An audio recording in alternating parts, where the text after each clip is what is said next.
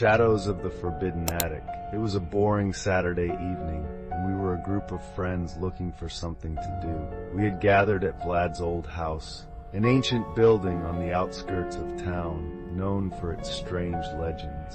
The story went that the attic hadn't been opened in over 50 years, and the neighbors claimed they sometimes heard whispers and footsteps coming from up there. We exchanged glances, and without saying a word, we decided to venture into the attic and see what was really inside.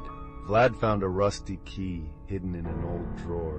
When he inserted it into the lock, we all felt a cold shiver run down our spines. The door opened with a long creak, revealing a dusty staircase covered in cobwebs. We climbed slowly, our hearts pounding in our chests. The attic was pitch dark, illuminated only by the faint light from our phones. There were a few old crates, and a large, dusty mirror standing in the middle of the room. Suddenly a shadow passed across the mirror, though there was no one behind us. We all froze. "Did you see that too?" Alina asked, her voice trembling. I stepped closer to the mirror and noticed something impossible. Our reflections weren't right. Each of us had a different expression. I had a malicious grin, Vlad had tears of blood running down his cheeks, and Alina looked like she was screaming, even though we were all standing still.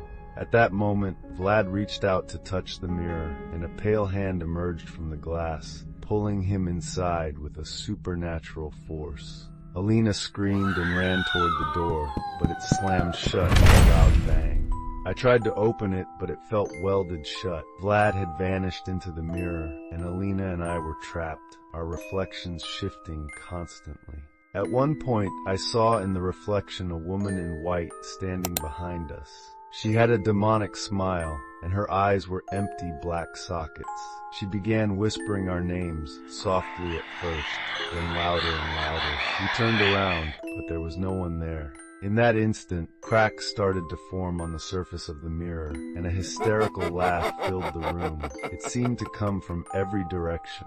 "We need to get out of here," I shouted, but Alina was paralyzed with fear, staring directly into the mirror. I grabbed her hand, and at that moment, the mirror shattered, but not into ordinary shards. From the broken glass, a thick black liquid like tar started to pour out. Skeletal hands emerged from the dark liquid and grabbed Alina. I tried to pull her back, but something was dragging her into the abyss. "Run!"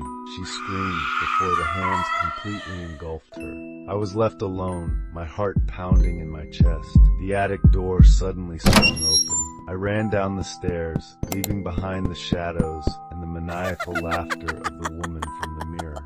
When I reached the bottom, I realized I would never be able to explain what had happened. The house was silent, and Vlad and Alina were gone without a trace. The next day I decided to return to try to find some explanation. I climbed the stairs to the attic once more, but when I opened the door, the room was empty. The mirror was gone, and dust covered everything, as if no one had entered in decades. The only thing that remained was a faint whisper. I turned and ran, leaving the house behind. But sometimes when I look in a mirror, I see a shadow behind me and hear a distant laugh. I know Vlad and Alina will never come back, but I wonder if I'll ever escape the shadows of the Forbidden Attic.